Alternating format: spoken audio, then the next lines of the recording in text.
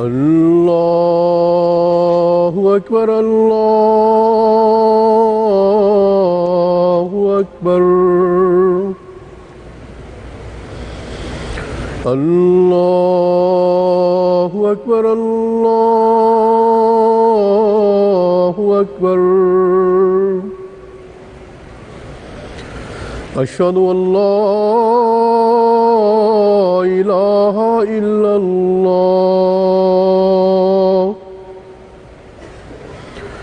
अशहदु अल्ला इलाहा इल्लल्लाह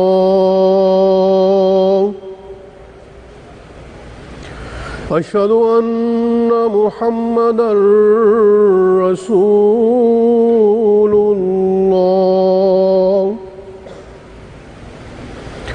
अशहदु अन्ना मुहम्मदर रसूलुल्लाह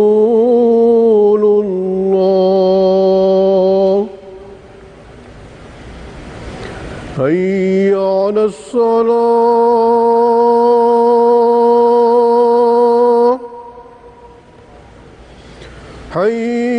हय्या अलस्सलाह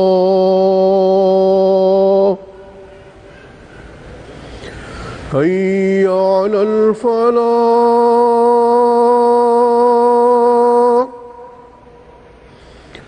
हय्या अलल फलाह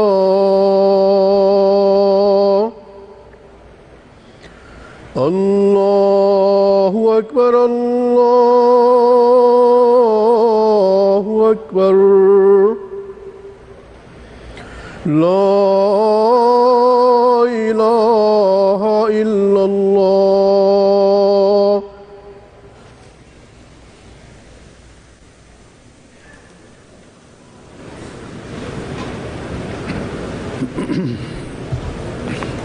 अस्सलामु अलैकुम रहमतुल्लाह।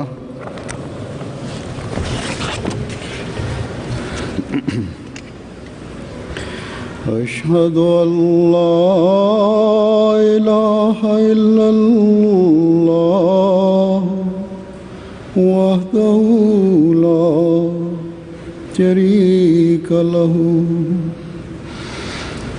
व अशहदु अन्ना मुहम्मदन अब्दुहु व रसूलुहु अम्मा बादु फ़अऊज़ु बिल्लाहि मिनश शैतानिर रजीम बिस्मिल्लाहिर रहमानिर रहीम अल्हम्दुलिल्लाहि रब्बिल आलमीन अर्रहमानिर रहीम मालिकि यौमिद्दीन इय्याका नअबुदु व इय्याका नस्तईन इहदिना सिरातल मुस्तकीम सिरातल लज़ीना अनअमता अलैहिम गैरिल मग़्दूबि अलैहिम वलद्दाल्लीन।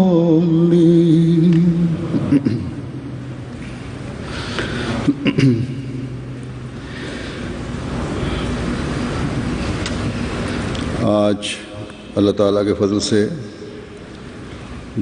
अज अल्लाह ताला जे फज़ल सां जमायत अहमदिया जर्मनी जो सालियानो जलसो मुंहिंजे हिन ख़ुतबे सां गॾु शुरू थी रहियो आहे। अल्लाह ताला हर लिहाज़ खां हिन जलसे खे बाबरकत फरमाए। हीउ जलसो पंहिंजनि समूरियुनि बरकतुनि सां असांजे ईमाननि में ताज़गी पैदा करण वारो ऐं हिकिड़ो नओं रूह भरण वारो हुजे। उन्हनि मक़सदनि खे हमेशह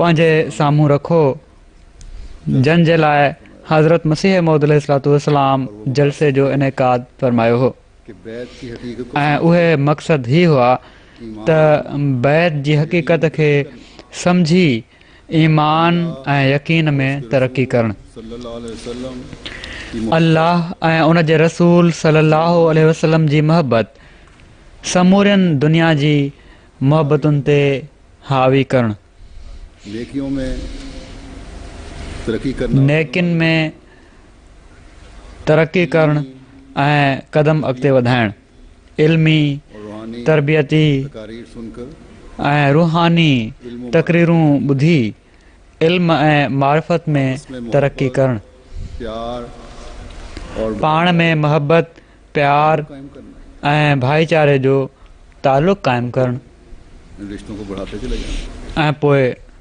इन्हनि रिश्तनि खे वधाईंदो वञणु से रुखसत होने वाले साल जे दौरान भाई हैं असां खां जुदा थियण वारा के लिए भाइर आहिनि भेणूं आहिनि उन्हनि जे लाइ दुआऊं घुरणु अहद बैत निभाते जेके हमसे जुदा हुए पंहिंजे बैत जो अहद निभाईंदे असां खां जुदा थिया इन सो हिननि टिनि ॾींहंनि में तभी हिननि मक़सदनि खे पंहिंजे साम्हूं रखो तॾहिं असां हिन जलसे जे इनेकाद जी बरकतुनि मां फैज़ हासिल करे सघूं था इसके साथ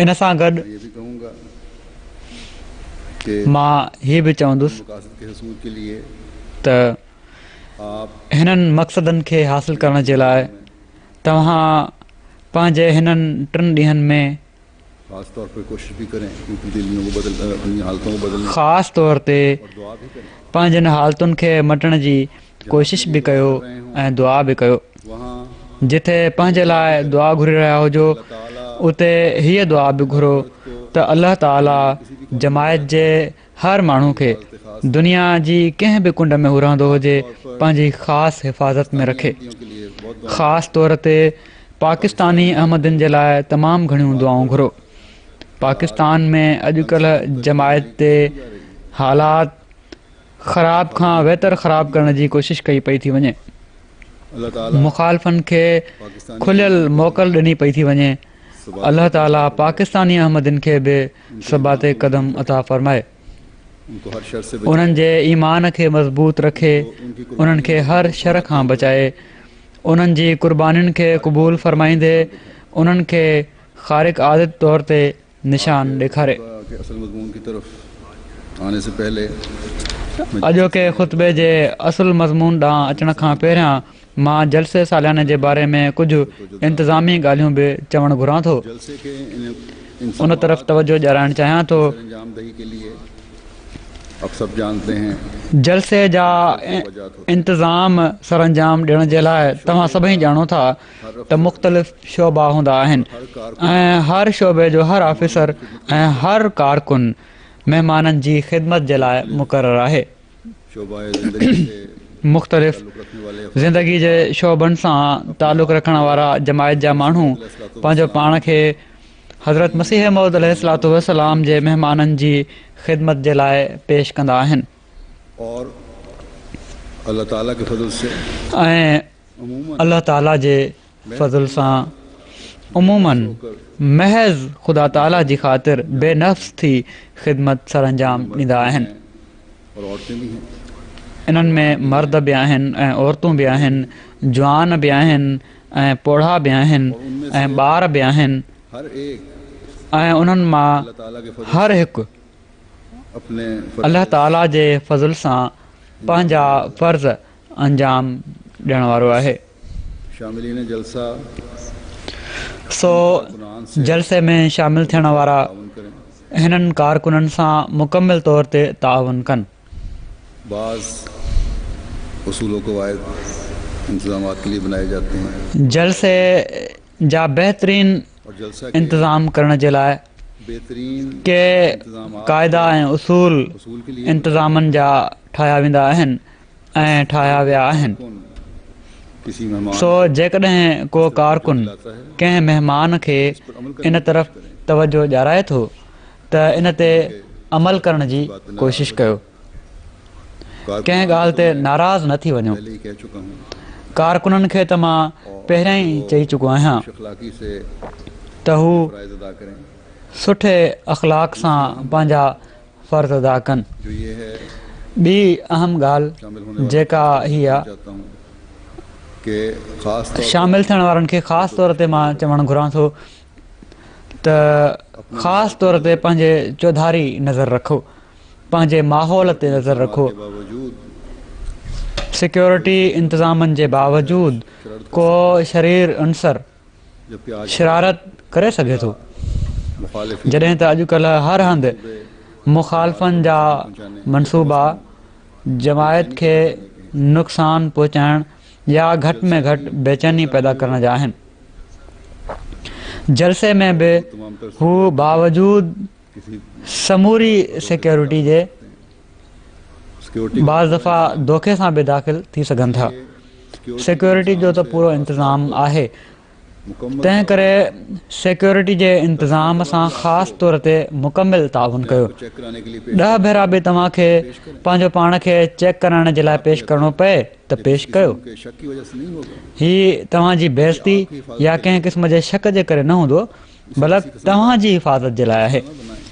अना का मसला नहीं बनाए। इनखे कंहिं बि क़िस्म जी अना जो मसइलो न बणायो। किसी के साथ अगर कोई मेहमान भी आ रहा है कंहिं सां गॾु जेकॾहिं को महिमान बि अचे पियो थो त उनखे उन ई सूरत में इजाज़त हूंदी जॾहिं इंतिज़ामिया जे तरफ़ां इजाज़त हूंदी ऐं उन्हनि जी तसली थींदी, इंतज़ामिया ने इसके लिए तरीक़ेकार मुकर्रर या जेको बि इंतिज़ामिया उन जे लाइ तरीक़ो मुक़ररु कयो आहे उन मां गुज़रणो पवंदो।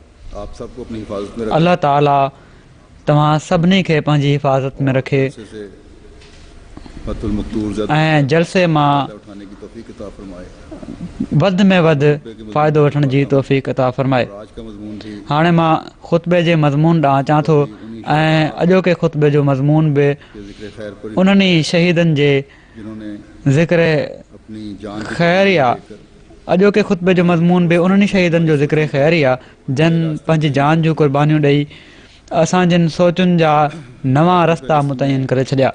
सबसे पहले अॼोकी लिस्ट में सभिनी खां पहिरियों नालो जेको मुंहिंजे साम्हूं आहे शहीद इब्न मुकरम ख़लील अहमद साहिब सोलंगी शहीद इब्न मुकरम नसीर अहमद सोलंगी साहिब जो आहे। जिस तरह हीअ तरतीब आते हैं कंहिं ख़ासि सबब जे करे न आहे, जहिड़ी तरह कवाइफ़ मुंहिंजे साम्हूं अचनि था मां उहे बयानु कयां पियो थो। सोलंकी साहिब मुकरम ख़लील अहमद सोलंगी साहिब शहीद जे अबनि ॾाॾनि जो तालुक़ कादियान सां लॻ ॻोठ वहाँ से है। खारा हो, दादा मास्टर मोहम्मद बख्श उतां आहे। सोलंकी रज़ियल्लाहु ताला अन्हो हज़रत मसीह मौद अलैहिस्सलाम के साहब हिननि जो ॾाॾो हज़रत मास्टर मोहम्मद बख्श सोलंगी रज़ियल्लाहु ताला अन्हु हज़रत मसीह मौद अलैहिस्सलाम जो असाबी हुयो। मुकरम अब्दुल कादिर सौदागर मल साहब भी इनके अजीज़ों में से थे। मुकरम अब्दुल कादिर सौदागर मल साहिब बि हिननि जे माइटनि मां हुआ। पार्टीशन खां बाद ही माण्हू गुजरांवाला शिफ्ट थी विया। शहीद गवर्नमेंट कॉलेज लाहौर मां इलेक्ट्रिकल इंजीनियरिंग करण खां बाद 5 साल वाबडा में नौकरी कई। पोइ पंहिंजे वालिद साहब सां गॾु कारोबार शुरू करे ॾिनई। वालिद साहब जी वफ़ात खां पोइ पंहिंजो कारोबार शुरू कयईं। 1997 में ही लाहौर अची विया ऐं हिते कारोबार कंदा रहिया ऐं 1 साल पहिरियां गारमेंट्स जे इम्पोर्ट जो अमेरिका में कारोबार शुरू कयऊं ऐं अमेरिका में हाणे रहनि पिया।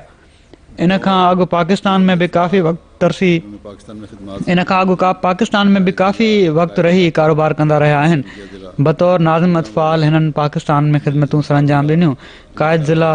क़ाइद इलाक़ा मजलिस ख़ुदामुल अहमदिया ज़िला गुजरांवाला, मजलिस अंसारुल्लाह इलाक़ा लाहौर, जनरल सेक्रेटरी ज़िला लाहौर की खिदमत अंजाम देते रहे। शहादत के वक्त इनकी उम्र 51 साल थी। सनत व तिजारत जे मरकज़ी मुशावरती बोर्ड जा सदर ऐं मेंबर खां अलावा जनरल सेक्रेटरी ज़िला लाहौर जी ख़िदमत बि सर अंजाम ॾींदा रहिया। शहादत महिल हिननि जी उमिरि 51 साल हुई। अल्लाह ताला जे फज़ल सां मूसी हुआ। हिननि जी मस्जिद दारू ज़िक्र में शहादत थी। शहीद 1 महीनो अॻु अमेरिका मां पाकिस्तान पंहिंजे कारोबार जे सिलसिले में आयल हुआ ऐं जुमे जी नमाज़ पढ़ण जे लाइ मस्जिद दारू ज़िक्र पहुता हुआ। हमले जे दौरान अंगण में ॾाकड़ियुनि जे हेठां बाक़ी माण्हुनि सां गॾु तक़रीबन 1 कलाक रहिया। शायदि बेसमेंट में हलिया वञनि हा, पर उन्हनि ॾिठो त हिकिड़ो ज़ख़्मी भाउ उनखे बचाइण जे लाइ ॾाकड़ियुनि मां हेठि छिकण जी उनखे कोशिशि कयईं ऐं उन कोशिश में ई दहशतगर्दी जी फायरिंग जो निशानो बणिजी विया ऐं हिननि जे सीने जे साॼे पासे गोली लॻी। काफ़ी देरि ज़ख़्मी हालत में ॾाकड़ियुनि हेठि रहिया, पर अलाह ताला खे हिननि जी शहादत मंज़ूर हुई, तंहिं करे मस्जिद में ई शहादत जो रुतबो हासिलु कयऊं। जॾहिं दारू ज़िक्र ते हमिलो थियो त हिननि पंहिंजे वॾे पुटु शुएब सोलंगी खे फ़ोन कई त अहिड़ी तरह हमिलो थियो आहे, बसि दुआ कर त अलाह ताला सभिनी खे महफ़ूज़ रखे ऐं घर वारनि खे बि दुआ जे लाइ चओ। तमामु मुख़लिस माली जहाज़ में अॻिते हूंदा हुआ। हिननि खे नंढी उमिरि में ई आला जमायती उहिदनि ते कमु करण जी सआदत मिली। जमायती ख़िदमत जो भरपूर जज़्बो रखंदा हुआ। हर माली तहरीक में अॻिते वधी हिसो वठण वारा हुआ। माली क़ुर्बानीनि में हमेशह अॻिते वधी वञण वारा हुआ। गुजरांवाला में भगवानपुरा पाड़े में मस्जिद तामीर करायऊं। दारू ज़ियाफ़त रबुआ जी रिसेप्शन जे लाइ हिननि ख़र्चु ॾिनो। महिनती ऐं नेक इंसान हुआ। पंहिंजे ॿारनि जी तालीम ऐं तरबियत जी तरफ़ ॾाढी तवजो ॾींदा रहिया। हर कमु शुरू करण खां पहिरियां ख़लीफ़े वक़्त खां इजाज़त ऐं रहनुमाई वठंदा हुआ। हिननि में ख़िलाफ़त जी इताअत बेमिसाल हुई। हिननि जो बिज़नेस पाकिस्तान में हुयो। हिननि जे कारोबारी ऐं किन ॿियनि हालतुनि जे करे मूं हिननि खे चयो त तव्हां अमरीका हलिया वञो, त लाहौर मां ओड़ी महिल ई फौरी तौर ते वाइंड अप करे अमरीका हलिया विया। हिननि केतिरनि ई अहमदी बेरोज़गार माण्हुनि जी नौकिरी जे सिलसिले में मदद कई।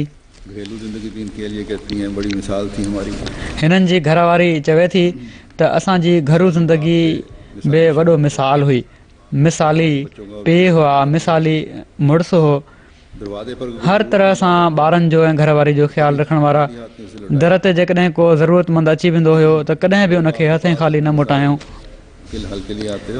माण्हू हिननि वटि पंहिंजे मसइलनि खे हल करण जे लाइ ईंदा हुआ ऐं तमामु सुठो ई सलाह ॾींदा हुआ। इन लाइ मरकज़ी सनअती बोर्ड जा मेंबर बि बणाया विया हुआ। तमामु खिलमुख ऐं ज़िंदा दिलि इंसान हुआ। हर ॾुखियो कमु जेको बि हूंदो हुयो हिननि जे हवाले कयो वेंदो हुयो ऐं तमामु ख़ुशी सां उहो क़बूलु कंदा हुआ, बल्कि चई छॾींदा हुआ त इनशाला थी वेंदो। ऐं अलाह ताला हिननि खे सलाहियत ॾिनी हुई ऐं उनखे सुहिणे नमूने सर अंजाम ॾींदा हुआ। हिननि खे ॿियनि खां कमु वठण जो बि वॾो फ़न ईंदो हुयो। ॻाल्हाइण में तमामु नरम हुआ, अख़लाक तमामु सुठा हुआ। मसलन हीअ ज़रूरी न आहे त जेके पंहिंजे हवाले फ़र्ज़ आहिनि उन्हनि खे सिर्फ़ु अंजाम ॾियणो आहे। जेकॾहिं कॾहिं सेक्रेटरी वक़फ़े जदीद चई छॾियो त चंदो गॾु करिणो आहे, मूंसां गॾु हलो, तोड़े हिननि जो कमु न बि हूंदो हुयो तॾहिं बि साण निकिरी पवंदा हुआ। हज़रत ख़लीफ़तुल मसीह राबे रहमतुल्लाह ताला मस्जिद बैतुल फतूह जी जॾहिं तहरीक कई आहे त फ़ौरन फैक्स ज़रिए पंहिंजो वाइदो कयऊं ऐं वाइदो फौरी तौर ते अदा बि करे छॾियऊं।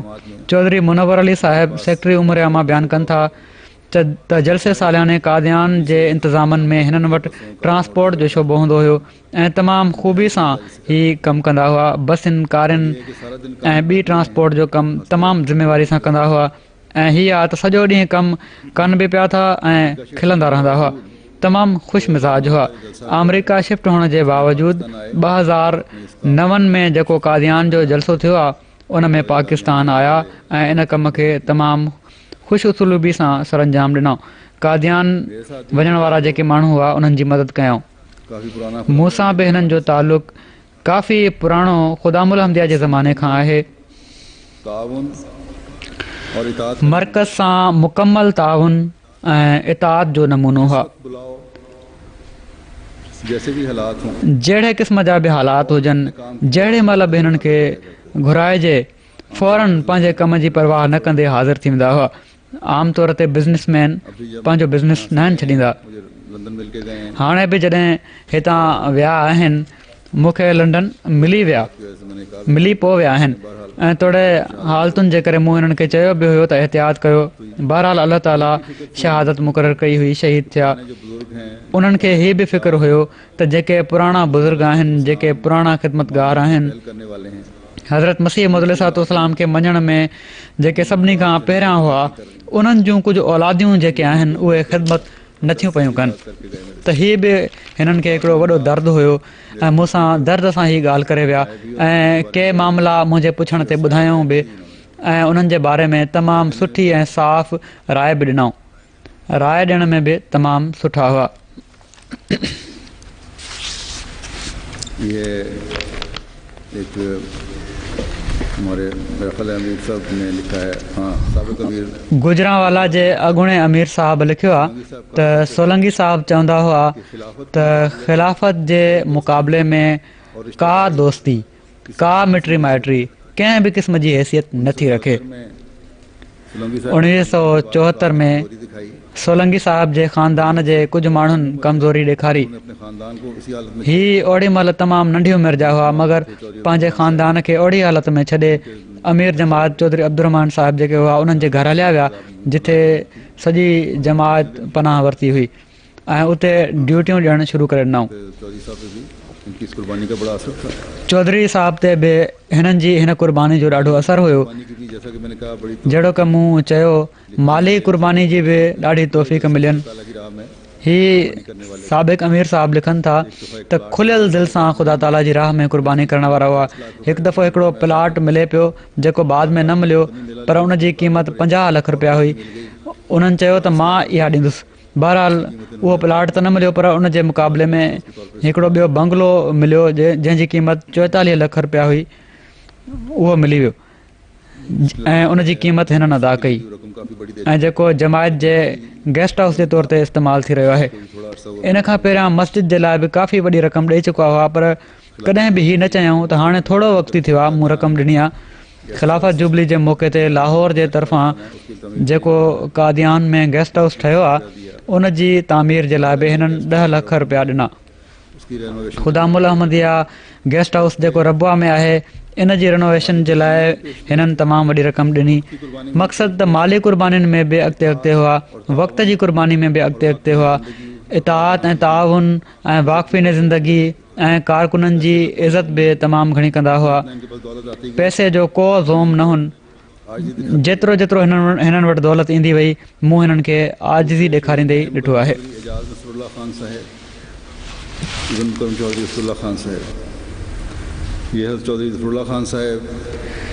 ॿिया शहीद आहिनि मुकरम चौधरी एजाज़ नसरुल्ला ख़ान साहिब, इब्न मुकरम चौधरी असदुल्ला ख़ान साहिब। हीअ हज़रत चौधरी ज़फ़रुल्ला ख़ान साहिब रज़ियल्लाहु तआला अन्हु जा भाइटिया हुआ ऐं चौधरी हमीद नसरुल्ला साहिब जेके अॻूणा अमीर ज़िला लाहौर आहिनि उन्हनि जा सोट हुआ। हिननि खे बि जमायती ख़िदमतूं बजाइण जो मौक़ो मिलंदो रहियो। 4 अहमद जे ख़ुलफ़ा सां गॾु कमु करण जी सआदत नसीब थी। हिननि जा वालिद मुकरम चौधरी असदुल्ला ख़ान साहिब अॻूणा अमीर ज़िला लाहौर हुआ। हिननि जी शुरूआती तालीम कादियान जी हुई। मैट्रिक ऐं ग्रेजुएशन लाहौर मां कयऊं। हिननि लायर्स इन कॉलेज लंडन मां बार लॉ कयो। कुझु वक़्तु लंडन में प्रैक्टिस कयऊं। पोइ वालिद साहिब जी बीमारी जे करे हज़रत ख़लीफ़तुल मसीह सालिस रहमहुल्लाह ताला जे इरशाद ते वापसि अची विया ऐं पोइ हुज़ूर रहमहुल्लाह जे इरशाद ते ई इस्लामाबाद में सेट थी विया ऐं 1984 में रिटायर थिया। हिननि पोइ को दुनिया जो कमु न कयो, बल्कि जमायती कम ई कंदा रहिया। केतिरनि ई जमायती उहिदनि ते हिननि खे ख़िदमत जी तौफ़ीक़ मिली। अॻूणा अमीर जमात इस्लामाबाद, नायब अमीर ज़िला लाहौर, मेंबर क़ज़ा बोर्ड, मेंबर फ़िक़ह कमेटी जे तौर ते ख़िदमतूं सर अंजाम ॾींदा रहिया। शहादत महल हिननि जी उमिरि 83 साल हुई। अल्लाह ताला जे फज़ल सां मूसी हुआ ऐं दारू ज़िक्र में हिननि जी शहादत थी। जुमे जे ॾींहुं तयारु थी कमरे मां निकिता त कमरे मां निकिरंदे ई चयाऊं त कमज़ोरी तमामु घणी थी वई आहे। पोइ नेरनि कयाऊं ऐं पुट खे चयाऊं त मां 12 बजे हलियो वेंदुसि त पुट चयो त एतिरो जल्दी वञी छा कंदो त जवाबु ॾिनऊं त मुंहिंजी दिलि नथी चवे त मां माण्हुनि जे मथां लंघंदो वञा ऐं वञी पहिरीं सिप में वेहां। पुट ऐं पोटो साण हुआ। पुट ड्यूटी ते वञण खां पहिरियां चयो त पोटे खे पाण सां गॾु विहारियो। पहिरियां ई हमेशह साण विहारींदा हुआ। हिननि चयो न, हिन खे पाण सां गॾु वठी वञ। पुट चयो त मुंहिंजी ड्यूटी आहे त चयाऊं त न, बिल्कुलु न। जीअं त पुट पंहिंजे पुट खे यानी हिननि जे पोटे खे कंहिं ॿिए वटि छॾियो ऐं अलाह ताला पुट ऐं पोटे ॿिन्ही खे महफ़ूज़ रखियो। शहीद मस्जिद दारू ज़िक्र जे मेन हॉल में महराब जे अंदरि पहिरीं सिफ़ में कुर्सी ते वेठा हुआ। हिननि जे साॼे पासे खां शदीद फायरिंग शुरू थी, जंहिंसां हिननि जे पेट में गोलियूं लॻियूं। कंहिं ॿुधायो त अमीर साहब ज़िला हिननि खे चयो, चौधरी साहब तव्हां ॿाहिरि निकिरी वञो। त हिननि जवाबनि चयो त मां त शहादत जी दुआ घुरी आहे।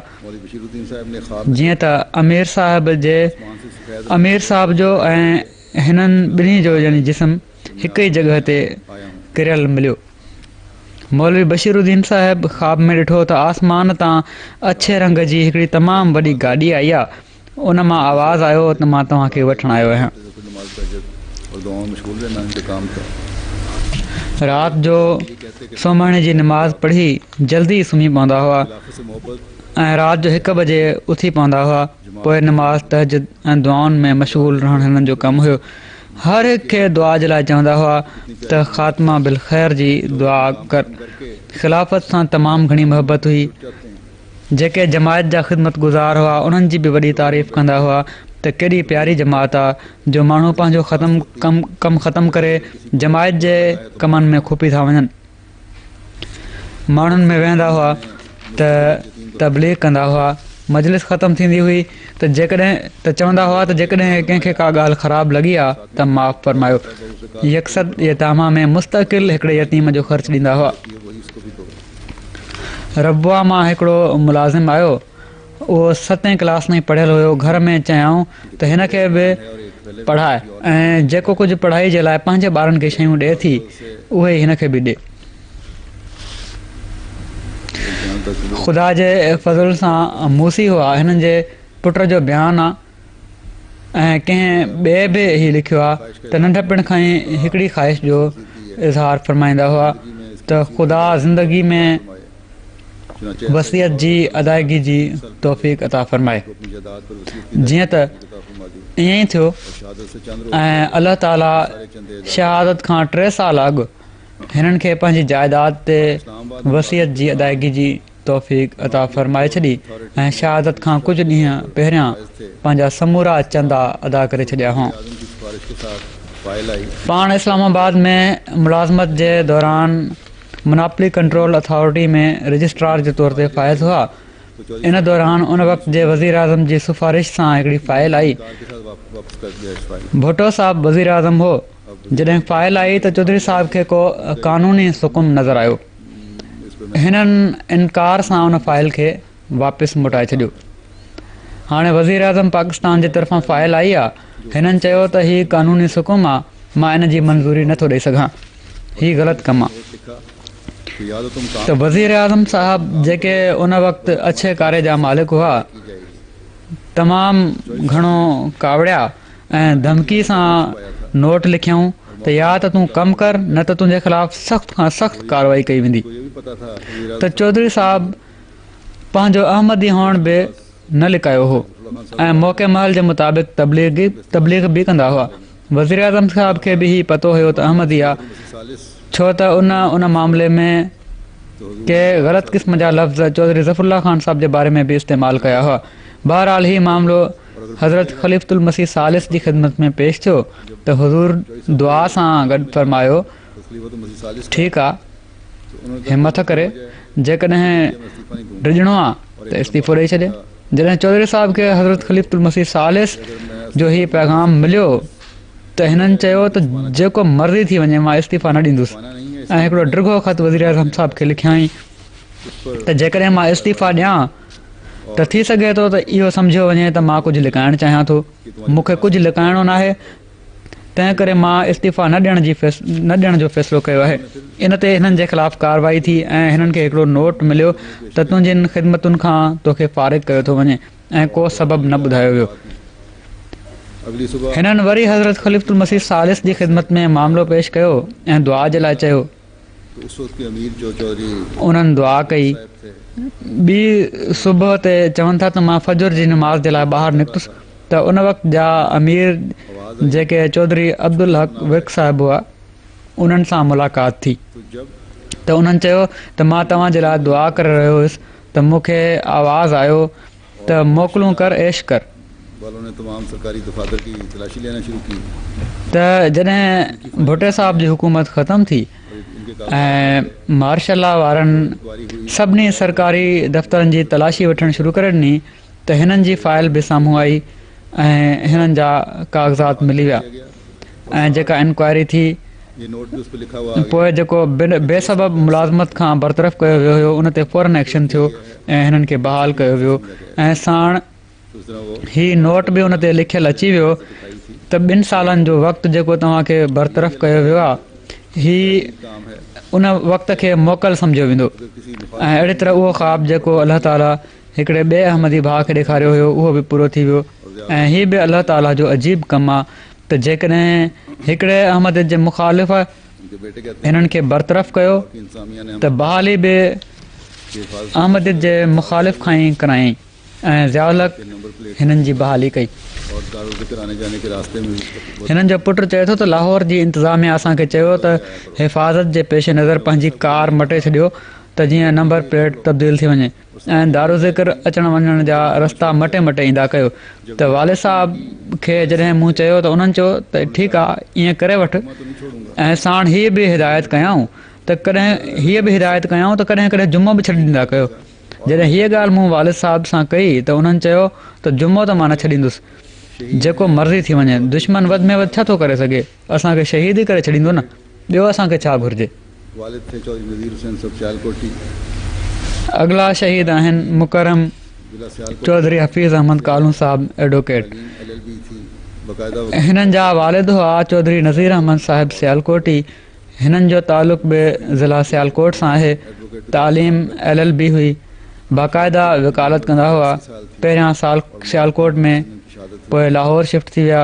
सुप्रीम कोर्ट में एडवोकेट जे तौर ते कमु कंदा हुआ। शहादत महल हिननि जी उमिरि 83 साल हुई ऐं मॉडल टाउन जी मस्जिद में हिननि जी शहादत थी। सांस जुमो पढ़ण जे लाइ मस्जिद बैतुल नूर जे मेन हॉल में हुआ। हमले जे दौरान सीने में गोली लॻण सां ज़ख़्मी थी विया। साह बहाल करण जी काफ़ी कोशिशि कई वई पर उते ई शहादत थी।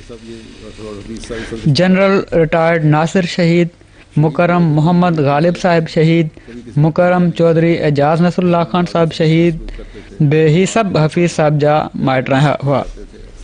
शहीद तमामु ई नरम तबियत जा मालिक हुआ। कॾहिं बि कंहिंखे ॻाल्हा न ॾिनऊं। घर में नौकरनि सां बि सुठो वर्ताव कंदा हुआ। नमाज़ जा पाबंद अक्सर पंध ई नमाज़ जे लाइ वेंदा हुआ। इनके बारे में हिननि जो हिकिड़ो पुटु नासिर अहमद कालू साहिब ऑस्ट्रेलिया में असांजो नायब अमीर आहे। बल्कि लोगों की माली मदद तमामु सुठी तबियत जा मालिक हुआ। अलाह ताला दर्जात बुलंद करे। हिननि जे बारे में कंहिं मूंखे लिखियो त ग़रीबनि जा केस मुफ़्त में कंदा हुआ बल्कि माण्हुनि जी माली मदद बि कंदा हुआ। मार्शल लॉ जे ज़माने में लजना जे इम्तिहानी पर्चे में पंजतन पाक जो लफ़्ज़ लिखण ते केस ठही वियो। चौधरी साहब इन केस में अहसन रंग में पैरवी कराए उनखे ख़तमु कराए छॾियो। दफ्तर में हिननि जी ताज़ियत जे लाइ केतिरा ई गैरत जमात दोस्त बि आया बल्कि चवनि था त किन मुतासिब माण्हुनि बि ताज़ियत कई। हिननि जो कोर्ट में दफ़्तर में जेको मुंशी हुयो उहो चए थो त हिकिड़े अॻूणे जज साहब जी ताज़ियत जी फ़ोन आई ऐं काफ़ी देर ताईं अफ़सोस जो इज़हार कंदा रहिया। मुंशीअ जज साहब खे चई छॾियो त तव्हां हिननि जी मग़फ़रत जे लाइ दुआ कयो। त जज साहब जो जवाबु हुयो तअसुब जी तव्हां इंतिहा ॾिसो त मां अफ़सोस त करे सघां थो पर मग़फ़रत जी दुआ नथो करे सघां। जुमे जी नमाज़ बाक़ाइदगी सां बैतुल नूर मॉडल टाउन जी मस्जिद में पढ़ंदा हुआ ऐं बावजूद नज़र जी कमज़ोरी जे सिजरत जी नमाज़ ते पंध ईंदा हुआ। पंध नमाज़ पढ़णु ईंदा हुआ। पंहिंजे महल जी मस्जिद में नमाज़ पढ़ंदा हुआ।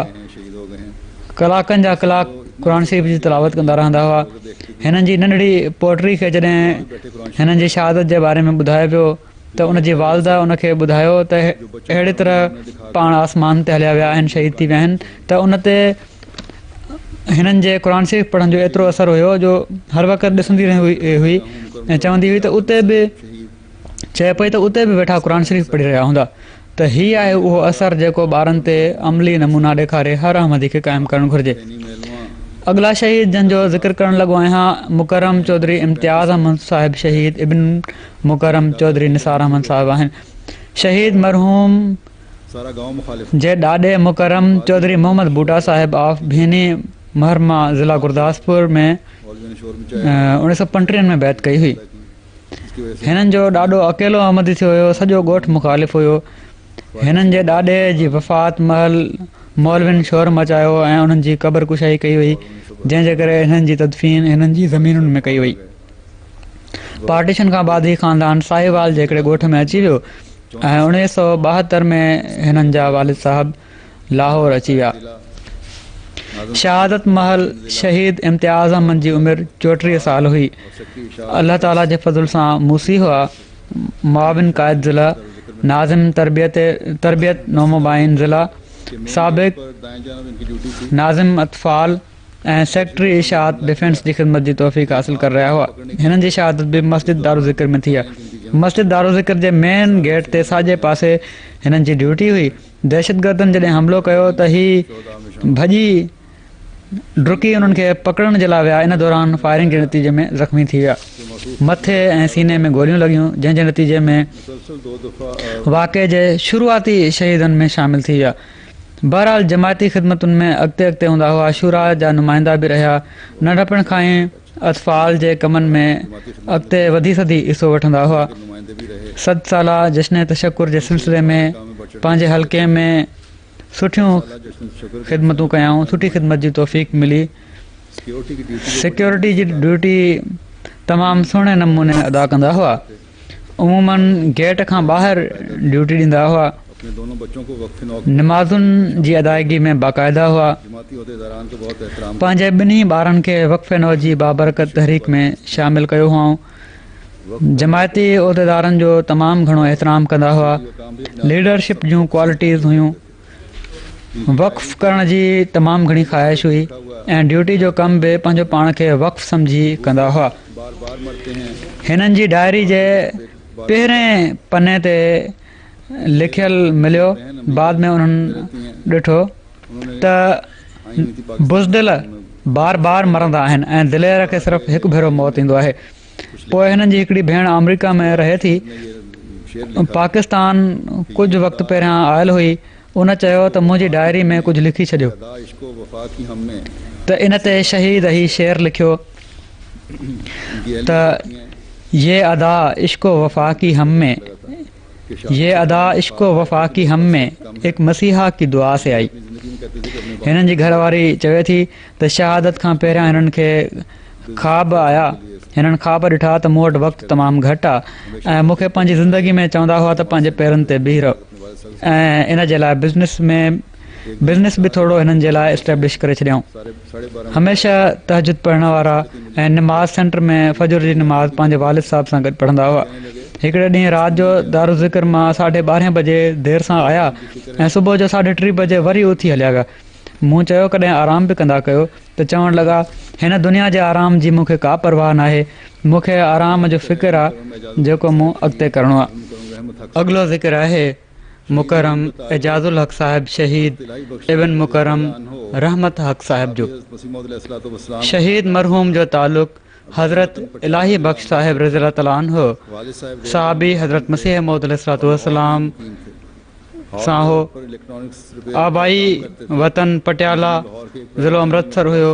वालिद साहिब रेलवे में मुलाज़िम हुआ ऐं लाहौर में ई रहंदा हुआ। हॉल रोड ते इलेक्ट्रॉनिक्स रिपेयर जो कमु कंदा हुआ। हिननि ॾींहंनि में लाहौर जे हिकिड़े प्राइवेट चैनल में बतौर सैटेलाइट टेक्नीशियन कमु करे रहिया हुआ। शहादत महल हिननि जी उमिरि 46 साल हुई। मस्जिद दारुल ज़िक्र में शहीद थिया। वाक़े वारे ॾींहुं MTA ते जेको ख़िलाफ़त जो अहद वफ़ा नशर थी रहियो हुयो त मथे ते टुआल रखे बीही अहद वरजाइण शुरू करे ॾिनऊं ऐं घर वारी बि हिननि खे ॾिसी अहद वरजायो। मस्जिद दारू ज़िक्र में जुमे जी नमाज़ पढ़ंदा हुआ ऐं वाक़े जे ॾींहुं बि पंहिंजे कम तां सिधा ई जुमे जी नमाज़ पढ़ण जे लाइ दारू ज़िक्र पहुची विया। ॿाहिरि ॾाकणियुनि जे हेठि वेठा रहिया।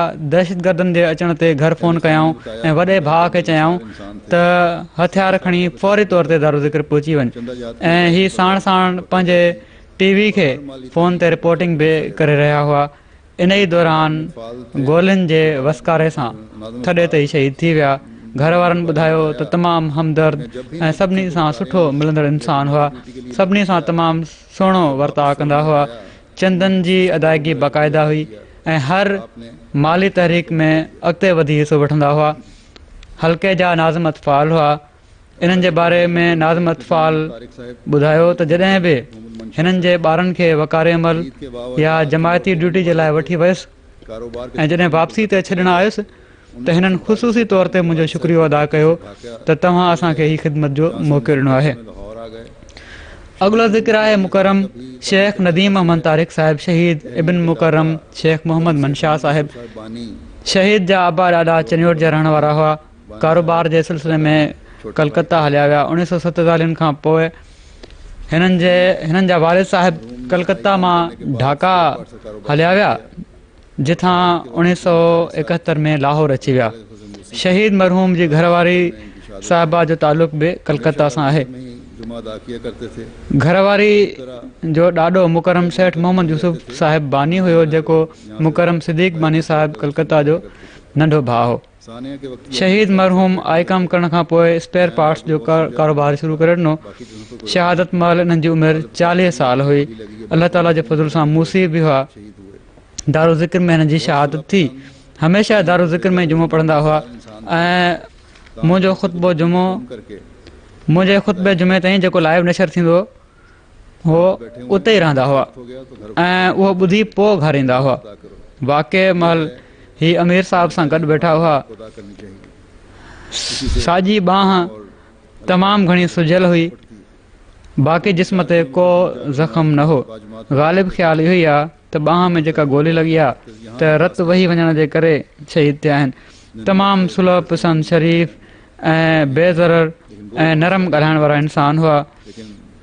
कम ते हूंदा हुआ त ॿारनि खे फ़ोन करे निमाज़ जी अदायगी जो पुछंदा हुआ। कम ते वेठा आहिनि, निमाज़ जो वक़्तु थी वियो आहे त घर ॿारनि खे फ़ोन कंदा हुआ त निमाज़ पढ़ो। हीअ आहे ज़िम्मेवारी जेका हर पीउ खे अदा करणु घुरिजे। इन ई सां दुआउनि अलाह ताला जी इबादत जी आदत पवंदी आहे। निमाज़ तहज्जुद जो तमामु घणो ख़्यालु रखंदा हुआ। तक़रीबन 4 किलोमीटर परे वञी निमाज़ बाजमात पढ़ंदा हुआ। हिते ई मुफ़ासिला एतिरा नथा लॻनि छो त रोड बि आहिनि, सवारियूं बि आहिनि, पर तोड़े उते सवारी त उन्हनि वटि हुई पर हालात अहिड़ा आहिनि, ट्रैफ़िक ईअं आहे जो ॾुखियाई थी वेंदी आहे। माली तहरीक में अॻिते वधी हिसो वठंदा हुआ। हल्के जी मस्जिद जूं ज़रूरतूं पूरियूं करण में नुमायां ख़िदमत जी तौफ़ीक़ मिली। जमायती ज़रूरत जे लाइ जेकॾहिं कॾहिं मोटरसाइकिल हिननि खां घुरी वेंदी हुई त पेश करे छॾींदा हुआ ऐं पाण रिक्शे ते ईंदा हुआ। ख़िदमत ख़ल्क़ तमामु मुस्तक़िल मिज़ाजी सां कंदा हुआ। हीअ ख़ानदान बि ऐं हिननि जा बाक़ी माण्हू बि तौफ़ीक़ मुताबिक़ माली क़ुर्बानीनि में हमेशह अॻिते रहिया आहिनि। अॻिलो ज़िक्र आहे मुकरम आमिर लतीफ़ प्राचा साहिब शहीद जो इब्न अब्दुल लतीफ़ प्राचा साहिब। मौसूफ़ शहीद जा वालिद ज़िला सरगोदा जा रहण वारा हुआ ऐं वालिद साहिब ज़िला सरगोदा जी आमला जा फ़ाल रुकन हुआ। हज़रत ख़लीफ़ुल मसीह सालिस रहमतुल्लाह ताला सां वेझो तालुक़ हुयो। हुज़ूर रहमतुल्लाह ताला जॾहिं जाबा वेंदा हुआ त रस्ते में अक्सर औक़ात शहीद मरहूम जे वालिद मुकरम अब्दुल लतीफ़ साहिब जे घर ज़रूरु तरसंदा हुआ। शहीद जे वालिद जो नानो मुकरम बाबू मोहम्मद अमीन साहिब हज़रत ख़लीफ़ुल मसीह अव्वल जे हथ ते उन्हनि बैत कई हुई। शहीद शुरूआती तालीम सरगोदा मां हासिलु कई ऐं MBA लाहौर मां कयूं। जमाती चंदा ऐं सदका बाक़ाइदगी सां ॾींदा हुआ। बुज़ुर्गनि जी ख़िदमत कंदा हुआ। अॻूणा अमीर ज़िला सरगोदा मिर्ज़ा अब्दुल हक़ साहिब उन्हनि सां गॾु बि कमु कंदा रहिया। वाक़े जे दौरान भाउ खे फ़ोन कयूं त मुंहिंजे चौधारी शहीदनि जा लाश पिया आहिनि। जॾहिं अची ॾिठो वियो त इन्हनि जे चहिरे ते बि गन जे कुंदागनि जा निशान हुआ। शायदि कंहिं दहशतगर्द सां विड़ी पिया हुजनि ऐं ओड़ी महिल उन मारियो या ही ॾिसण जे लाइ त शहादत थी आहे या न। बताया कि नहायत दयानदार किन माण्हुनि खे हूअं बि गन हणी इंसान थे। ॾिसंदा रहंदा आहिनि। दयानतदारी की वजह से ज्वेलर्स हिन गन सां हेॾे होॾे लोॾे या गन सां उन्हनि खे चोरे ॾिसंदा आहिनि त शहीद थियो आहे या न। पाया। अहिड़ी तरह हिकिड़ो ग्रेनेड बि हथ ते लॻल हुयो, उनजा ज़ख़्म हुआ। दारू ज़िक्र में ॿाहिरि ॾाकणियुनि हेठां वेठा हुआ, उते ई शहीद थिया। हिननि जे घर वारनि ॿुधायो त तमामु दयानतदार ऐं अमानतदार इंसान हुआ। दयानतदारी जे करे ज्वेलर्स 1.5 करोड़ जी ज्वेलरी हिननि जे हवाले करे छॾींदा हुआ। अहमद खे कॾहिं बि न लिकायऊं। वालिद साहिब वॾे वक़्त खां बीमार रहिया, के मरीजों वॾो वक़्तु बीमार रहिया। उन्हनि जी वफ़ात ताईं बीमारी में उन्हनि जी ॾाढी ख़िदमत कयऊं। अहिड़ी तरह वालदा साहिब बि बीमार आहे, उन्हनि जी बि तमामु घणी ख़िदमत कंदा हुआ। रात को 2:30-3 बजे चंदन ऐं माली तहरीकुनि में अॻिते वधी हिसो वठंदा हुआ। सदके ख़ैरात उमूमी तौर ते लिकाए कंदा हुआ। पंहिंजे आबाई इलाइक़े सरगोदा जे केतिरनि मरीज़नि खे लाहौर आणे मुफ़्त इलाज कराईंदा हुआ। क़ुर्बानी जो तमामु घणो जज़्बो हुयो। निमाज़ जा पाबंद, क़ुर शरीफ़ बाक़ाइदगी सां पढ़ंदा हुआ। घर वारनि चयो त राति 2:30-3 बजे हिननि खे तहजुद पढ़ंदे क़ुर पढ़ंदे ॾिठो आहे। फातिमा ने बताया कि शहादत से चंद दिन शहीद मरहूम जी वालदा मोहतरमा ॿुधायो त मां शहीद मरहूम जे वालिद साहिब मरहूम खे कुझु मां पता नहीं कब तक वक़्तु जिंदगी है। आप मेरे लाए हुए सूट पहन ख़्वाब में मुसलसल ॾिसे रही हुअसि।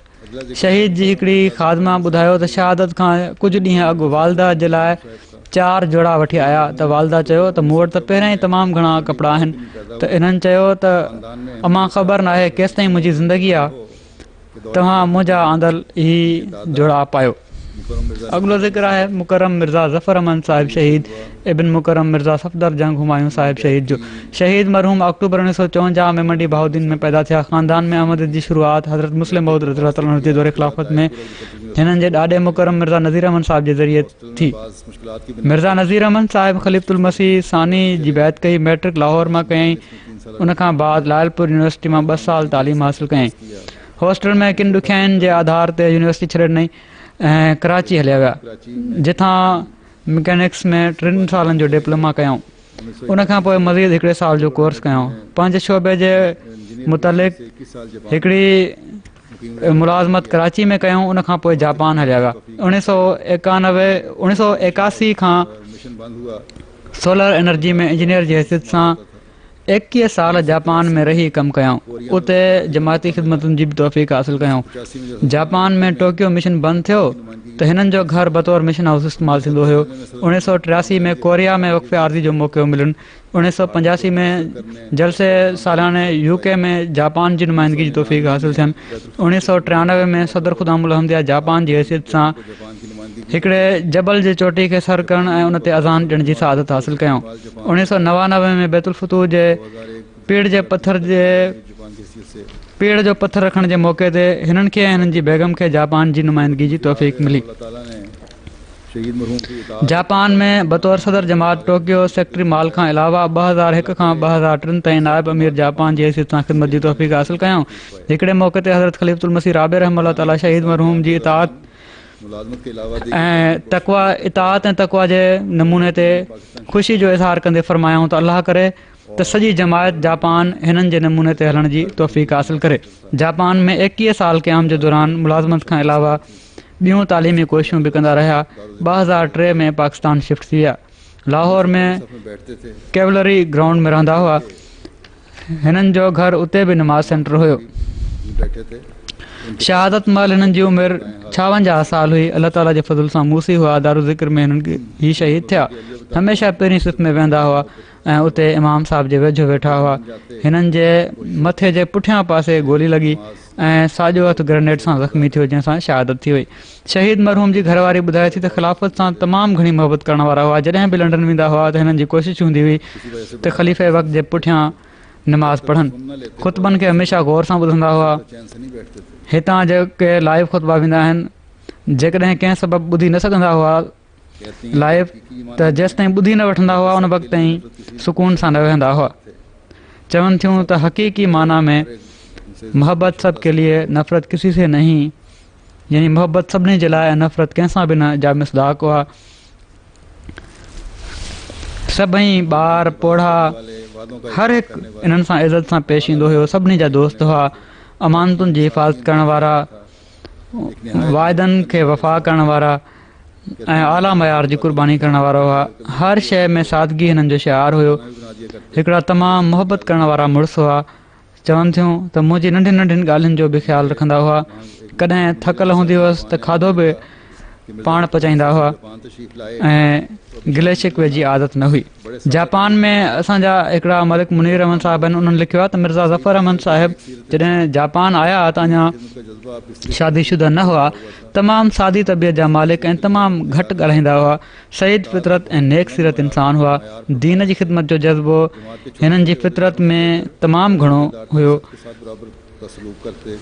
पाण इन मक़सद जे उसूल जे लाइ हर वक़्तु तयारु नज़र ईंदा हुआ। इताद जे तमामु बुलंद मयार ते फ़ाइज़ हुआ। जमायत जे नंढे नंढे उहिदेदारनि खां वठी वॾनि उहिदेदारनि ताईं सभिनी सां हिकु जहिड़ो वर्ताउ कंदा हुआ ऐं इज़त सां पेश ईंदा हुआ। कंहिं जमायती ख़िदमत जो कॾहिं बि इनकार न कंदा हुआ। हिकु साल हिननि खे जापान जो मिसाली ख़ादिम बि क़रार ॾिनो वियो। हिननि ते रश्क ईंदो हुयो। पाण जॾहिं बि को कमु पंहिंजे लाइ वठंदा हुआ, क़बूलु कंदा हुआ त उनखे तमामु ईमानदारी ऐं सुहिणे तरीक़े सां निभाइण जी कोशिशि कंदा हुआ। जापान मां वञण खां पहिरियां मुस्तक़िल तौर ते पंहिंजो पाण खे दीन जी ख़िदमत जे लाइ वक़्फ़ु करे छॾियो हुओ। मक़फूर अहमद मुनीब साहिबु मुबलिग सिलसिला आहिनि, रबुआ में असांजा मुरबी आहिनि। हीअ बि जापान में रहिया आहिनि।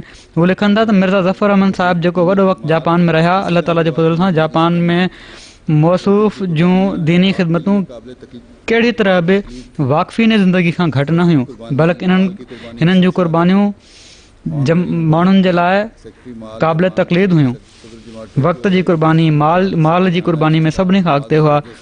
ऑनररी बलग हुआ, सेक्रेटरी माल जापान हुआ, सदर जमात टोकियो रहिया। ख़िलाफ़त सां तमामु घणो इश्क़ हुयो। नमाज़ में तवजो सां दुआ कंदा हुआ। हिननि जूं अखियुनि में ॻोढ़ा अची वेंदा हुआ। मुहबत करण वारा हुआ। हर हिक जी तकलीफ़ जो ॿुधी हिननि जी अखियूं भरिजी ईंदियूं हुयूं। अॻिलो ज़िक्र आहे मुकरम मिर्ज़ा महमूद अहमद साहिब शहीद। इब्न मुकरम अकबर अली साहिब जो शहीद मरहूम बदोमली ज़िले नारोवाल जा रहण वारा हुआ। हिननि जो ॾाॾो हज़रत इनायतुल्लाह साहिब मसीह मौद अलैहिस्सलाम जो असाबी हुयो। टेलीफ़ोन खाते सां वाबस्ता हुआ। 2008 में रिटायर थिया ऐं 35 सालनि खां लाहौर में रहनि पिया। शहादत महिल हिननि जी उमिरि 58 साल हुई। मस्जिद बैतुल नूर मॉडल टाउन में शहीद थिया। जुमे जी निमाज़ अमूमन मॉडल टाउन में पढ़ंदा हुआ। वाक़ई जॾहिं मस्जिद जे पोएं हाल में वेठा हुआ, इन दौरान हिकिड़ी गोली हिननि जे निरड़ ते लॻी, जंहिंसां थॾे ते शहीद थी विया। घर वारनि ॿुधायो त जमायती ख़िदमतुनि में अॻिते रहंदा हुआ। वक़फ़े आरज़ी जी बि केतिरा ई भेरा सआदत मिलनि। तमामु नरम दिल, इंतिहाई सादी तबियत जा मालिक हुआ। महिनती इंसान हुआ। हिननि जो पुटु कैसर महमूद साहिबु ओॾी महिल ड्यूटी ते मौजूदु हुयो जेको इन वाक़े में महफ़ूज़ रहियो। शहादत खां 4 ॾींहं अॻु हिननि जी घरवारी ख़्वाबु ॾिठो त हिकिड़ो ख़ूबसूरत बाग़ आहे जंहिंमें थधी हवा ऐं शाखूं वहनि थियूं पियूं। ख़ूबसूरत महल ठहियलु आहे। महमूद साहिबु मूंखे चवनि था त तव्हां माण्हुनि घर ठाहे छॾियो आहे। हीउ मुंहिंजो महल आहे, हाणे मां हिन में रहंदुसि। पूरे महल में ख़ुशबू ई ख़ुशबू फैलियल आहे। अलाह ताला हिननि जा दर्जात बुलंद फरमाए। मुकरम शेख मोहम्मद इकराम अतहर साहिब शहीद। इब्न मुकरम शेख शमसुद्दीन साहिब शहीद। मरहूम जा वालिद साहिब चंगड़ावाला ज़िला सरगोदा जा रहण वारा हुआ। ताउन सां जॾहिं सभई हिननि जा मिट माइट फ़ौत थी विया त मडरां जा ज़िला सरगोदा में अची आबाद थिया। शहीद मरहूम जे वालिद खे हज़रत मसीह मौद अलैहिस्सलाम बाद में हज़रत मुस्लिम मौद रज़ियल्लाहु जी ख़िदमत करणु यानी ज़ोर ॾियण जो मौक़ो मिलियो। पोइ बि बैत जी सआदत हज़रत मुस्लिम मौद जे दौरे ख़िलाफ़त में मिलनि। शहीद मरहूम जा सोहरा मुकरम ख़्वाजा मोहम्मद शरीफ़ साहिब रज़ियल्लाहु अन्हु हज़रत मसीह मौद अलैहिस्सलाम जा सहाबी हुआ। हिननि जे वालिद मोहतरम शेख शमसुद्दीन साहिब जी तबलीग जे करे हज़रत मिर्ज़ा अब्दुल हक साहिब जे ख़ानदान में अहमदियत आई। मौलवी अताउल्लाह ख़ान साहिब दरवेश कादियान हिननि जा भाउ हुआ ऐं मुकरम मुनीर अहमद मुनवर साहिब मुरबी सिलसिला जेके त जर्मनी में बि रहिया आहिनि, अॼुकल्ह पोलैंड में आहिनि, हिननि जा भाणजा आहिनि। शहादत महिल हिननि जी उमिरि 66 साल हुई। मस्जिद दारू ज़िक्र गढ़ी शाहू में शहीद थिया। मस्जिद दारू ज़िक्र जे मेन हॉल में कुर्सियुनि ते वेठा हुआ। कुराड़प जे करे वाक़े जे दौरान सभिनी खां आख़िर में उथिया, पर इन दौरान दहशतगर्द जूं गोलियूं मथे ऐं पासीरनि में लॻण जे करे शहीद थी विया। घर वारनि ॿुधायो त शहीद मरहूम 2 महीननि खां चई रहिया हुआ त मुंहिंजो वक़्तु वेझो अची वियो आहे। कुझु वक़्त खां बिल्कुलु ख़ामोश रहंदा हुआ। हिननि जी नओं ख़्वाब में ॾिठो त रबुआ में अंसारुल्लाह जो हाल आहे जेको पहिरियां कॾहिं बि न ॾिठो हुअईं। त उतां मूंखे 3 तोहफ़ा मिलिया आहिनि ऐं उहे खणी मां लाहौर रवानो थी रही आहियां। सबके जनाजे भी इंसार शहीदनि जा सभिनी जा जनाज़ा बि अंसारुल्लाह जे हाल में थिया हुआ। शहीद मरहूम खे तबलीग जो तमामु घणो शौक़ु हुयो।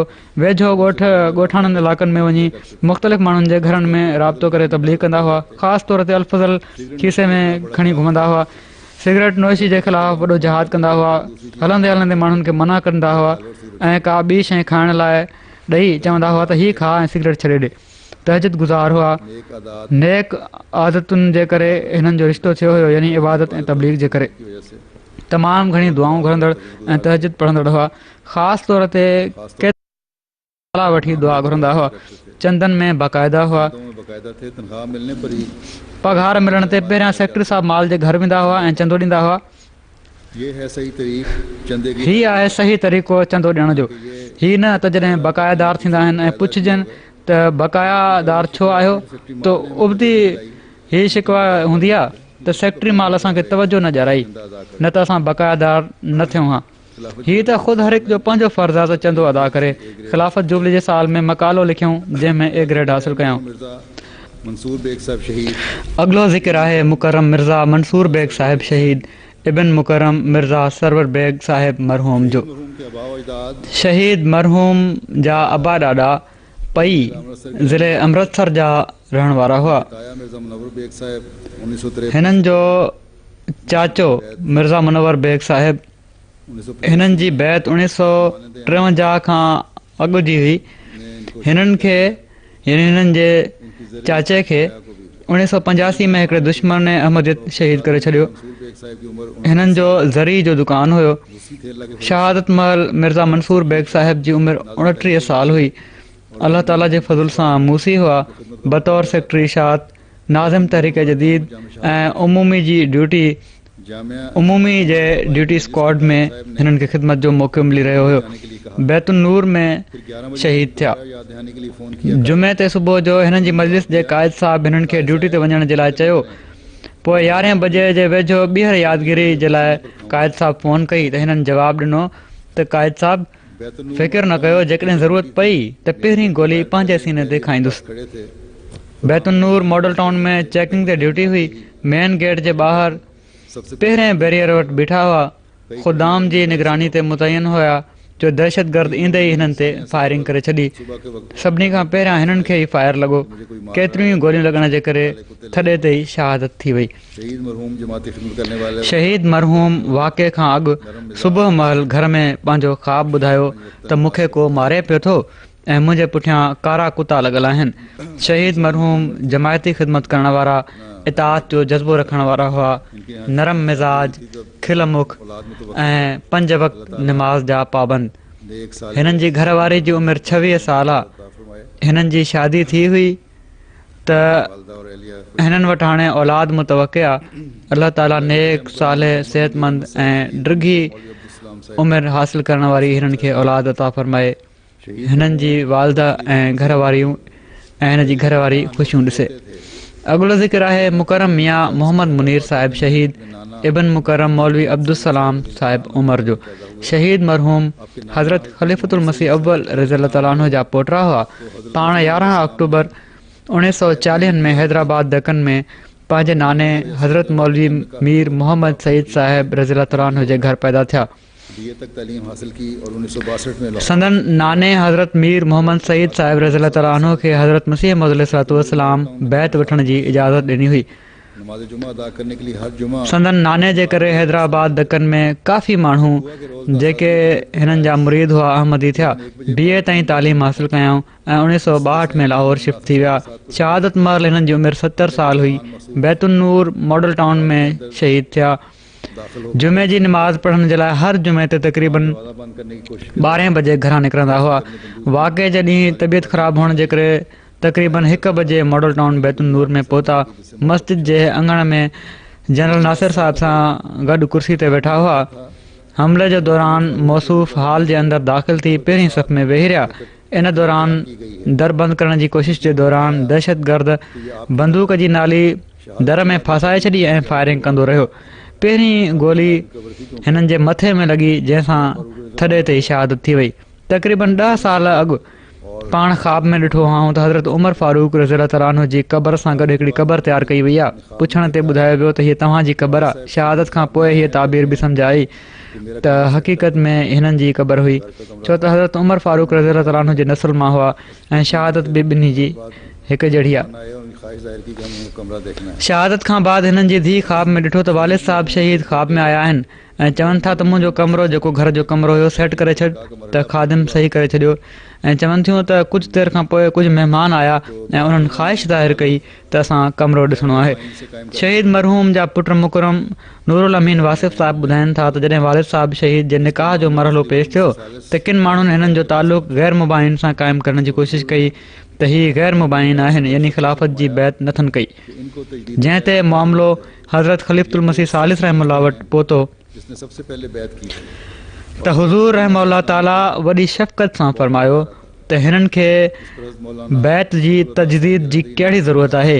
हीअ त उन शख़्स जो पोटो आहे जंहिं सभिनी खां पहिरियां बैत कई हुई ऐं हू हज़रत मसीह मौऊद अलैहिस्सलाम खे तमामु प्यारो हो। इन ते हज़रत मौलाना अबुल अता जलंधरी साहिबु हिननि जो निकाह पढ़ायो। संदन हिकिड़े अज़ीज़ संदन ख़ूबियुनि जो ज़िक्र कंदे ॿुधायो त शहीद मरहूम में हुस्न सलूक, ग़रीबनि जी मदद करणु, महिमान नवाज़ी, बीमारनि खां पुछण जूं ख़ूबियूं सभिनी खां वाज़े हुयूं।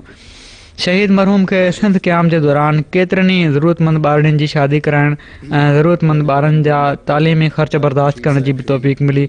महिमान नवाज़ी जी सिफ़त त हिननि में तमामु घणी हुई।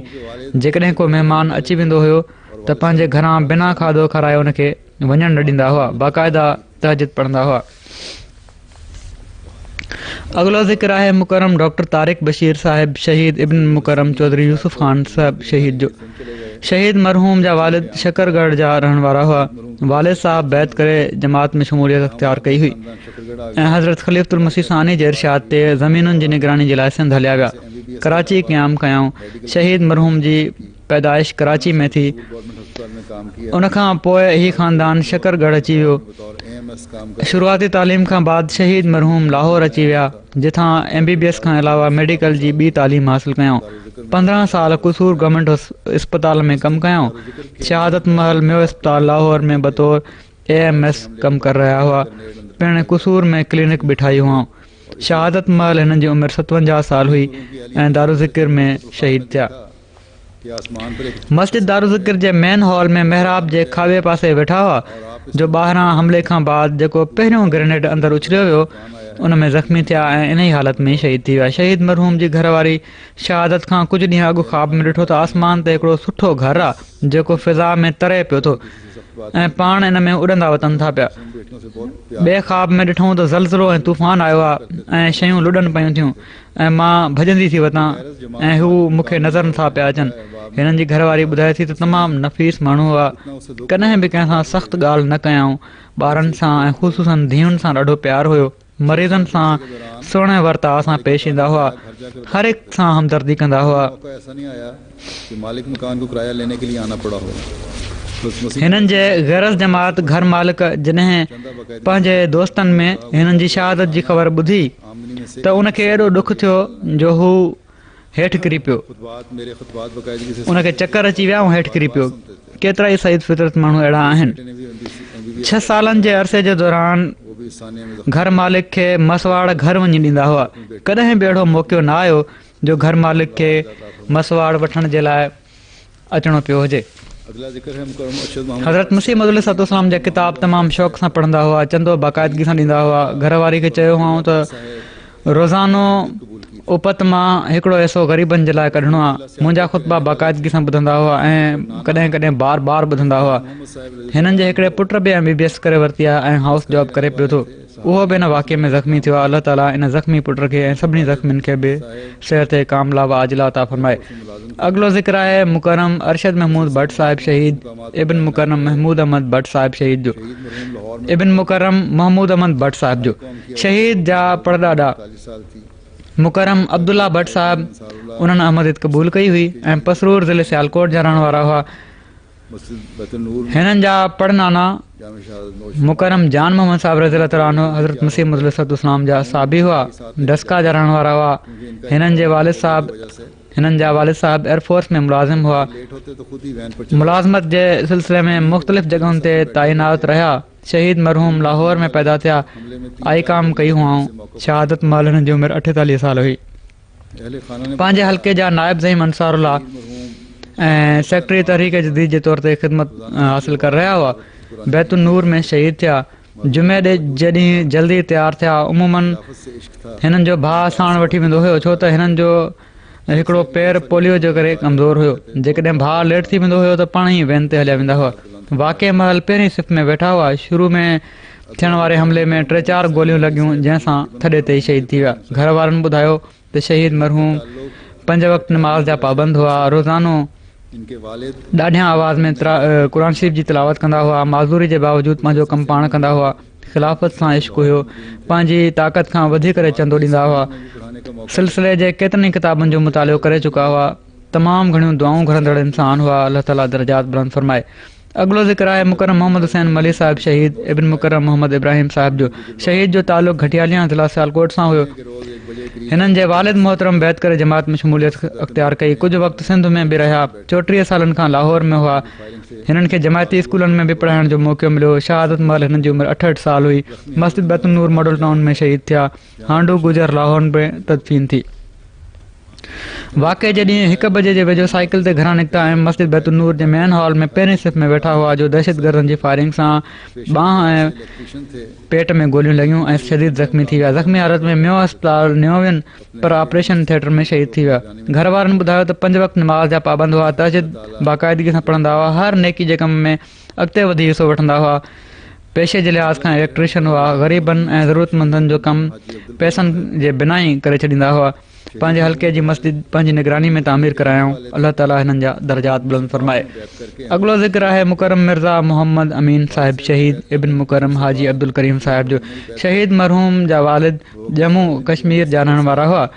उन्हनि 1952 में बैत करे अहमदियत में शमूलियत अख़्तियार कई। वाले साहब जे बैत करण जे कुझु अरसे बाद शहीद मरहूम बि बैत करे वरिती। शहादत महिल हिननि जी उमिरि 70 साल हुई ऐं मस्जिद दारुल ज़िक्र में शहीद थिया। उमूमन मस्जिद दारुल ज़िक्र में जुमे जी नमाज़ पढ़ंदा हुआ। पहिरीं सिफ़ में वेठा हुआ, जो ग्रेनेड ऐं गोलियुनि जे हमले में शदीद ज़ख़्मी थी विया। 3 ॾींहं इस्पताल में इलाज थींदो रहनि। 31 मई ते इस्पताल में शहीद थी विया। खुश अखलाक और मिलनसार थे। हड़बड़ा के वाक़े खां 2 ॾींहं अॻु राति जो सुते ओचितो पंहिंजा 2 हथ मथे करे अल्लाह अकबर करे अल्लाह अकबर चई उथी वेही रहिया। ओचितो ईअं नारो हणंदे उथी पिया। शहीद इब्न मुकरम तमामु ख़ुशि अख़लाक ऐं सभिनी सां सुठो मिलंदड़ हुआ। जमायती कमनि में अॻिते वधी हिसो वठंदा हुआ। मुख़्तलिफ़ जमायती मुक़ाबलनि में इनाम बि हासिल कया अथनि। अॻिलो ज़िक्र आहे मुकरम मलिक ज़ुबैर अहमद साहिब शहीद इब्न मुकरम मलिक अब्दुल रशीद जो। शहीद मरहूम ज़िले फैसलाबाद जा रहण वारा हुआ। हिननि जे ॾाॾे मुकरम मलिक अब्दुल मजीद ख़ान साहिब हज़रत मसीह मौऊद अलैहिस्सलाम जे वक़्त में अहमदियत क़बूल कई, पर हुज़ूर अलैहिस्सलाम जी ज़ियारत न करे सघिया। शहीद मरहूम फैसलाबाद में बुनियादी लोगों में शामिल था। वापडा खाते में नौकरी कई ऐं रिटायरमेंट खां पोइ वाक़े खां तक़रीबन 1 महीनो पहिरियां लाहौर शिफ्ट थिया हुआ। फैसलाबाद में मस्जिद बैतुल फज़ल जी तामीर में हिननि जे वालिद साहब जो नालो बुनियादी माण्हुनि में शामिल हुयो। शुरू में 2 हल्कनि में नमाज़ पढ़ंदा रहिया, पर बैतुल नूर मॉडल टाउन खे ॾिसी ॾाढो ख़ुशि थिया त हिते अहमदी गॾु थियनि था ऐं काफ़ी तादाद में गॾु थींदा आहिनि। ऐं पुट खे चयऊं त मूंखे हिते ई आणींदो कर।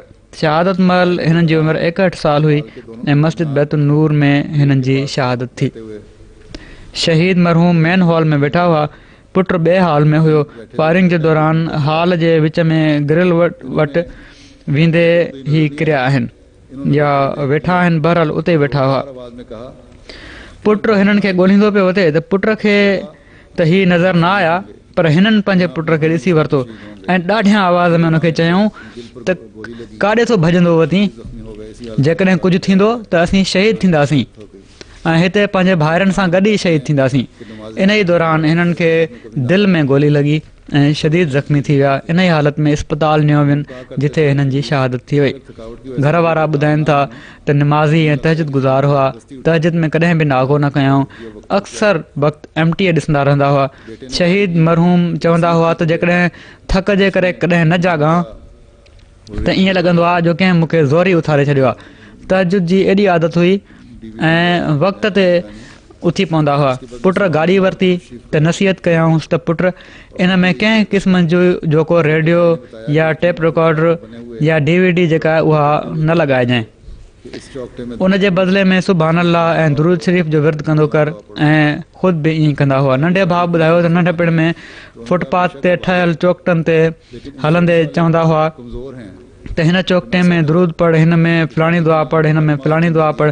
पुट चयो त गाॾी जी इंश्योरेंस कराइणी आहे त हुननि चयो त बेशक कराए, पर इंश्योरेंस वारा कमज़ोर आहिनि। तूं ईअं कर जो गाॾी जे नाले ते हर महीने चंदो ॾींदो कर, छो त अलाह ताला वधीक हिफ़ाज़त करण वारो आहे। जीअं त इन हिदायत ते बि अमल कयो वियो। बॉक्सिंग जा तमामु सुठा खिलाड़ी हुआ ऐं हिननि काफ़ी इनाम खटिया हुआ। अॻिलो ज़िक्र आहे मुकरम चौधरी मोहम्मद नवाज़ साहिब शहीद जो, जेके मुकरम चौधरी ग़ुलाम रसूल साहिब जज जा पुट हुआ। शहीद मरहूम जा अबा ॾाढा ऊंचा जजा ज़िले सियालकोट जा रहण वारा हुआ। हिननि जो पुफड़ हज़रत चौधरी ग़ुलाम अहमद साहिब महार रज़ियल्लाहु ताला अन्हु ऐं हिननि जो वालिद हज़रत चौधरी शाह मोहम्मद महार साहिब रज़ियल्लाहु ताला अन्हु चंदर के मंगोले ज़िले नारोवाल हज़रत मसीह मौद अलैहिस्सलाम जा साबी हुआ। हिननि जे वालिद साहब ऐं हिननि जे वॾे भाउ हज़रत मुस्लिम मौद रज़ियल्लाहु ताला अन्हु जे दौरे ख़िलाफ़त में बैत कई ऐं इन खां अॻु ॻोठ में मुनाज़रो करायऊं, जंहिंजे नतीजे में हिननि जे ख़ानदान बैत करे वरिती। BA/B.Ed करण खां बाद तालीम जो खातो जॉइन कयऊं। 1991 में बतौर head master government high school Kashmir मां रिटायर थिया ऐं अक्टूबर 1992 में लाहौर शिफ्ट थी विया। पंहिंजे हल्के में बतौर मुहासिब ख़िदमत जी तौफ़ीक़ हासिल कयऊं। शहादत महिल हिननि जी उमिरि 80 साल हुई ऐं मस्जिद दार ज़िक्र में शहीद थिया। मस्जिद दार ज़िक्र सां हिननि खे ख़ासि हिकिड़ी चाहत हुई। चवंदा हुआ त जॾहिं लाहौर में मां पढ़ंदो हुयुसि त दारू ज़िक्र जी तामीर जे सिलसिले में विकारे अमल थींदो हुयो, तंहिं करे दारू ज़िक्र सां ख़ासि हिकिड़ो मुंहिंजो लॻाउ। वाक़ई जॾहिं नओं जोड़ो ऐं नओं जूतो पातऊं, 1 बजे जे वेझो दारू ज़िक्र जे मेन हॉल में पहुता, कुर्सियुनि ते वेठा हुआ। इन दौरान ग्रेनेड फाटण सां शहीद थी विया। कुझु महीना पहिरियां घरवारी ख़्वाब में ॾिठो त आवाज़ आयो आहे, मुबारक हो आपका ख़ाविंद ज़िंदा है, यानी मुबारक हुजे तुंहिंजो मुड़ुसु जीअरो आहे। घर वारनि ॿुधायो मज़ीद त साफ़ ॻाल्हाईंदड़ इंसान हुआ, यानी ॻाल्हि साफ़ कंदा हुआ, तंदुरुस्त ऐं एक्टिव हुआ। पंहिंजी उमिरि खां 20 साल नंढा लॻंदा हुआ। तालीमुल इस्लाम कॉलेज में रोइंग जी टीम जा कैप्टन हुआ। मुख़्तलिफ़ ज़बानुनि ते अबूर हुयो। जमाती लिटरेचर खां अलावा ॿियनि मज़हबनि जो लिटरेचर बि मुताले हेठि रहंदो हुयो। अॻिलो ज़िक्र आहे मुकरम शेख मुबशर अहमद साहिब शहीद इब्न मुकरम शेख हमीद अहमद साहिब जो। शहीद मरहूम जा अबा ॾाढा कादियान जा रहण वारा हुआ। पार्टीशन खां पोइ रबुआ अची विया ऐं 35 सालनि खां लाहौर में रहनि पिया। पोइ रबुआ मां लाहौर हलिया विया। हिननि जे ॾाॾे मुकरम शेख अब्दुर्रहमान साहिब ख़िलाफ़त सानिया जे दौर में बैत करण जी तौफ़ीक़ हासिल कई। हज़रत मेहर बीबी साहिबा रज़ियल्लाहु ताला अन्हा हज़रत मसीह मौद अलैहिस्सलाम जी साहबिया हिननि जी नानी हुई। शहादत महिल हिननि जी उमिरि 47 साल हुई ऐं मस्जिद बैतुन्नूर मॉडल टाउन में शहीद थिया। बैतुन्नूर जे पोएं हाल जी 3 सिफ़ में वेठा हुआ। दहशतगर्द जे अचण ते दर बंदि करण जी कोशिशि कयूं, मगर हिकिड़ी गोली हिननि जे पेट जे साॼे पासे लॻी ॿाहिरि निकिरी वई। बाद में ग्रेनेड फाटण सां बि मज़ीद ज़ख़्मी थिया ऐं कन मां बि काफ़ी करंदो रहियो। बावजूद हिन जे बाद में बि 2-3 कलाकनि ताईं ई जीअरा रहिया आहिनि। पेट ते हथु रखे पाण पंधु करे एम्बुलेंस ताईं विया ऐं पर एम्बुलेंस में इस्पताल वेंदे शहीद थी विया। वाक़ई जे ॾींहुं बज़ाहिर हालात अहिड़े क़िस्म जा हुआ जो जुमे जी निमाज़ ते वञणु ॾुखियो हुयो, पर अलाह ताला शहादत जो रुतबो ॾिनो हुयो। इन लाइ बिल आख़िर बैतुन्नूर पहुची विया। शहीद मरहूम हर जुमे ते पंहिंजे बीमार सहुरे खे निमाज़ जे लाइ वठी ईंदा हुआ।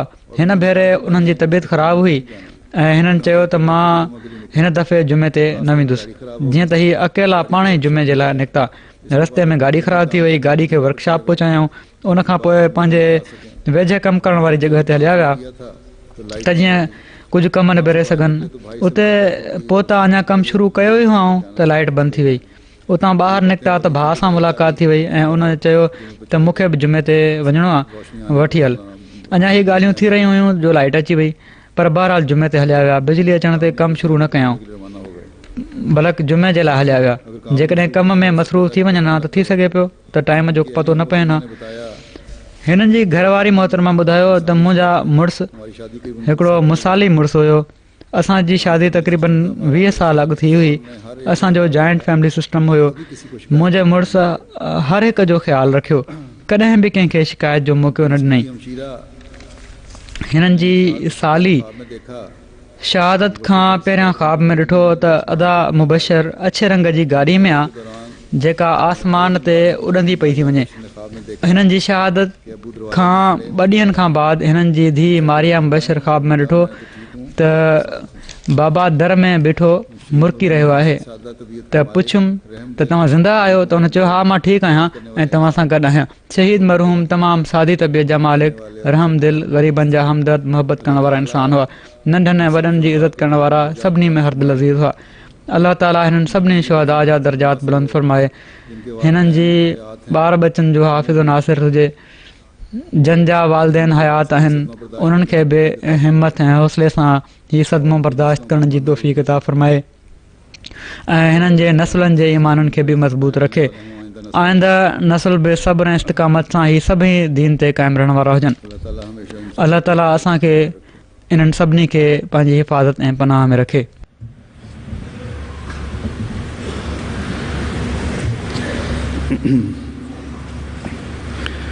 अल्हम्दुलिल्लाह नहमदुहु व नस्तईनुहु व नस्तगफिरुहु व नुमिनु बिही व नतवक्कलु अलैहि व नऊज़ु बिल्लाहि मिन शुरूरि अनफुसिना व मिन सय्यिआति अमालिना।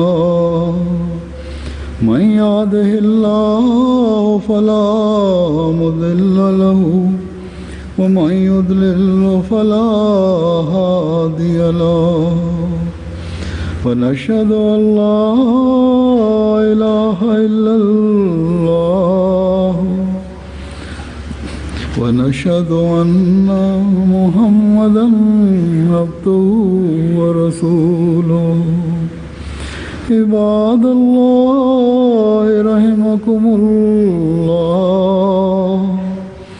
इन्नल्लाह यअमुरु बिल अदलि वल इहसानि व ईताइ ज़िल क़ुर्बा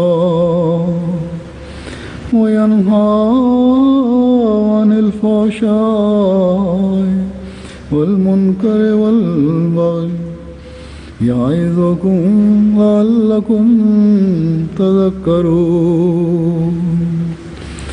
उज़्कुरुल्लाह यज़्कुरकुम वदूहु यस्तजिब लकुम व लज़िक्रुल्लाहि अकबर।